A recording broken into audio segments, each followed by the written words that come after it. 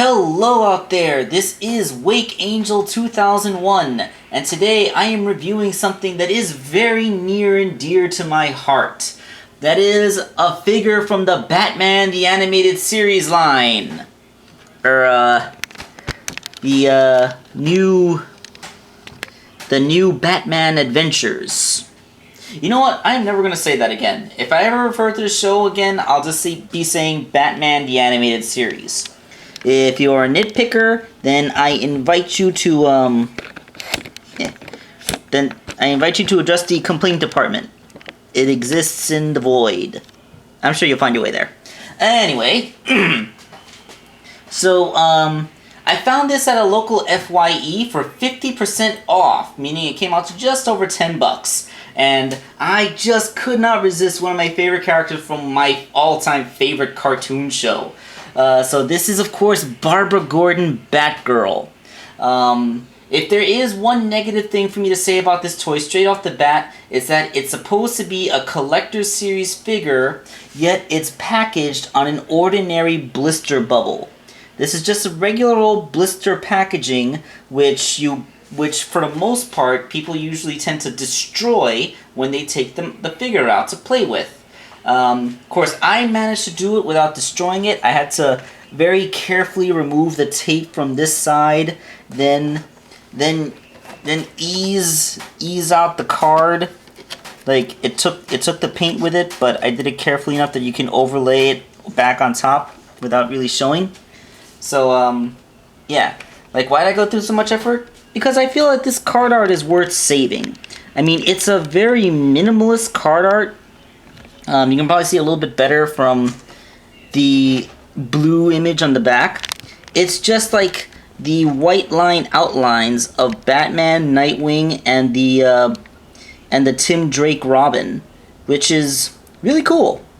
I mean, it really is reflective of the show itself. Like, it had that Art Deco minimalist art style, so, you know, this is just the perfect image to sum it up. Alright, so let's get Barbara out of the box so that we can take a review of the figure within. So here's the figure out of the packaging.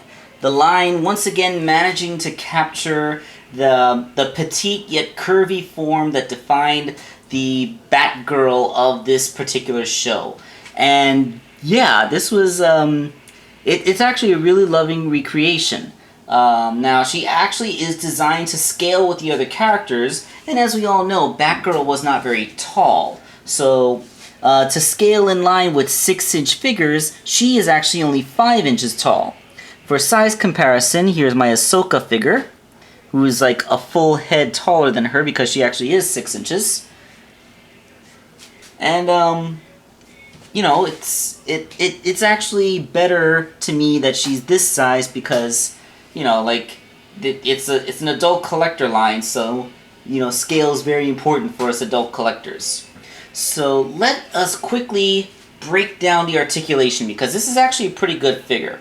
Her head is, I can't tell if it's a ball joint or a swivel, but it's kind of moot because her hair pretty much gets in the way. So you can still turn it, and her, at the very least, the hair seems to be soft enough that it just simply glides over her shoulders, so it's not too limiting there. Her shoulders are on very good universal shoulder joints, so they go out to a full T stance, and then they can go forward. Her cape is very soft goods, so it's not really going to get in the way. There's no waist joint, which seems kind of weird, because I think you could have fit one in there if you wanted to. And she has that Mattel character hip design. You know what I'm talking about. That design that when the characters are standing up straight, it looks really cool and doesn't interfere with the sculpt of the hips at all. And then when you actually use it as a point of posability for forward, it only goes out about this far. For backwards, because of the sculpt of her butt, it only goes about that far. And she can go outwards. She can like do a complete gymnastic split, but this is where that particular joint's That particular type of universal joint they use in the hips always looks kind of weird, because now it's really obvious that those are just weird cut joints. Yeah, I mean it's functional and gets the job done, but it just looks really weird. I mean, I don't know. I think at least to preserve how smooth the hips look in a natural stance, it's okay. She has knees. They go a full 90, but I'm surprised that there is no thigh or knee swivel. I mean, she has a full bicep swivel. Her bicep doesn't go full. Her elbow doesn't get a full 90, but she does have a bicep swivel, which makes me wonder why they didn't put this kind of joint in her knee. She has fully universal wrists. There's a hinge here, and of course it rotates.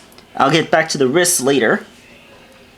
And her feet are really good in principle. She has, they have ankle hinges that can allow them to go forward and backwards, and pivots, which allow them to go in and out. So a wide, flat-footed stance is theoretically very possible. Of course, that being said, her feet are very tiny. And these tiny little feet have a hard time getting full purchase, especially in a way to make the Batgirl figure stand. However, it can be done. And after a quick jump cut, there we go. It would really help if the figure had some thigh swivels, because then her legs could help a little more. But those ankles really go above and beyond the Call of Duty to give her a flat-footed stance. Because for a figure with feet this small, getting both of them flat is very important if you're going to pose her in any way dynamically. So yeah, I just like to show that that is possible. So this figure actually does stand, and it can stand even when posed. Now, I found that trying to get her into a stock straight stance, actually, her ankle pivots are not the tightest. There's some wiggle room. When I set her down, she wants to collapse forward because her feet point forward. I found that in order to get her to stand straight, I have to bend her knees a little bit. So yeah, it looks normal from the front. From the side, you can see how one of her legs is farther back than the other, but you know, it still works. So yeah, like her sculpting is all very well done. I love the way that the characters looked in that show, and this just basically captures the look absolutely perfectly. So what does Barbara Gordon Batgirl come with in terms of accessories? Well, we have a very tiny and very sharp batarang, and a grapple with a separate grapple hook. And then there's a stand featuring a very nice black and white turnaround artwork. The stand has you know, this kind of thingy, and a plethora of hand options. There's 8 alternate hands combined with the 2 that she comes with for 10 total. That is a lot of hands. So yeah, let's get all these dumped out onto the table so you can get a good look. Before we go looking at alternate hands, let's take a look at some paper first. There's instructions on how to do hand swaps and how the stand works, featuring an actual drawing of the character playing the part, because, you know, the hair on the actual figure does not go that way. And then there is this rather nice little poster. It's yeah, featuring the original Batman the Animated Series, followed by the New Adventures logo. You know, I kind of offended by how Batgirl's not featured on the New Avengers logo, because she was part of the series way before Nightwing or the second Robin were. And then we can see some other stuff they have.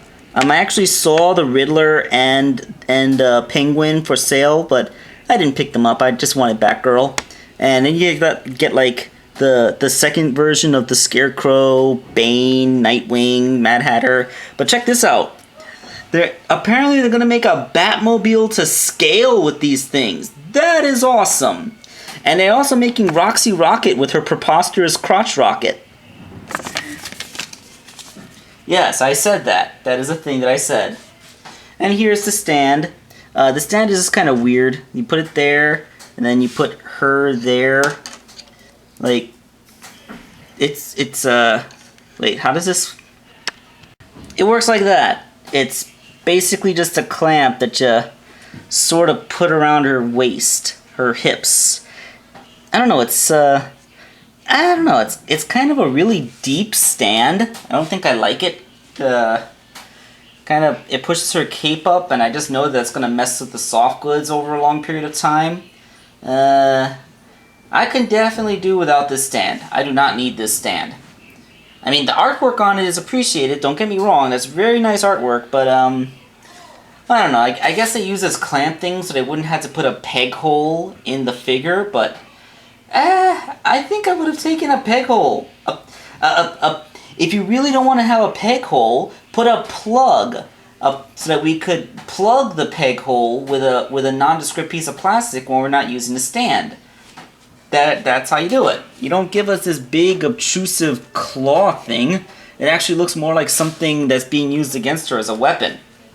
Alright, so what was that going on? Oh yeah, hands. Did I mention Adult Collector? Because these hands are all tiny. So she comes with the default set of calm open hands. She also has fists for punching, what look like gripping hands, slightly different set of gripping hands, a gripping hand that seems to be specifically sculpted to hold onto the batarang, and another hand which is sculpted already holding the grapple, although the grapple is not painted black for some weird reason. And the grapple, I put it together, but it comes apart into two parts, you already know that. Weirdly, the grapple hand and the batarang hand are both left hands. I would have liked for, like, if she's gonna hold the batarang in one hand, she could hold the grapple in the other hand, instead of, you know, having to choose one or the other. Although I guess that is why we get a separate prop of the grapple. I guess, like, I don't know why she has two different sets of slightly differently sculpted gripping hands. Like, one of them has a slightly more protruding index finger, while the other is more of a closed thing. I don't really know what the deal is, because neither of these hands is good for holding anything that she comes with, at least. Maybe she's meant to interact with accessories that the other figures come with. Although, the way they attach, if you look really closely, you can see that there are ridges sculpted into the pegs, and these ridges do a good job at gripping into the forearm holes, so that when the hands are in there, they stay in nice and solid. So, like I said, one of those left hands is specifically sculpted to hold the batarang at the very tip, and there really is no good hand to hold onto the grapple. Like, this is the slightly more closed holding thing hand. So let's see if, let's see what the grapple looks like in the other holding thing hand. Yeah, the other holding thing hand can almost look good, but upon closer inspection, you really see that she's just kind of daintily holding on to that thing. Like she's more appraising it than actually planning on using it. Also, I don't know why they made this two pieces, because that is a very annoyingly weak peg connection, and it always wants to fall out and have one of the halves get lost. In between that jump cut was about 30 seconds of me crawling around the floor trying to find the stupid tiny thing. Because let me assure you, it is smaller than your pinky nail, so it is going to get lost. In the end, that left hand that has the grapple already sculpted in is pretty cool, although fireworks are going off outside. Although it's the details are kind of hard to see because it's all just one big lump of yellow sculpted plastic. Like, doesn't really, like, I know in the end, it's actually a good nod to the original cartoon because the grapples in the cartoon were yellow rather than a black color. But You know, like, if they could have just picked it out with bronze or maybe a slightly more orange shade so that the details could be seen and you could actually pick it out from her fingers without having to get all up close. Maybe even a simple black wash, that would have been all we would have needed. Also, the more closed gripping hand actually does a pretty decent job of holding on to the Batarang too, but not in a getting ready to throw it posture, more in I'm just holding it, like if you wanted to be looking at it in a moment of introspection. Oh, by the way, isn't that just the loveliest little face you've ever seen? I mean, she's got the shiny lipstick, she's got those baby blue eyes with no obvious pupil in there. She has the eye holes that are big enough so that if she wants to open her eyes wider, she can. She's like, I love this face. This is such a beautiful Barbara Gordon face. It is so perfect. Everything about it is. But I should have gone into that when I was talking about her initial sculpt. Of course, you don't really have to give yourself a headache trying to work with those tiny little accessories, as you can always just kind of put on her fists so she can just get to straight up punching some bad dudes, which is, you know, pretty much how the Batman gang takes care of the business. Although she was more about acrobatics and stuff. She fought like a Power Ranger rather than a brawler. But you know, I like that if you really want to, you can just get her to put up a good guard and just have her straight up deck some fools. Alright, so let's close this out. My overall verdict of the animated series Batgirl is that it's a really good toy, and probably the best toy of the Bruce Timm version of the character that we're ever going to see. And I'm okay with that. These figures can be purchased in pretty much any comic store or FYE for the price of usually $20 unless there's a sale. You're probably never going to see them at a Kmart or a Toys R Us because these are 14 and up toys. I would not give this to a child. This is something for us grown-up people who grew up with this particular cartoon and have a very strong affection for this particular version of the character. That being said, it is a very good representation of the character, and I wholeheartedly recommend the Barbara Gordon Batman the Animated Series Batgirl. This has been Wakeangel2K1, and I'm gonna log off.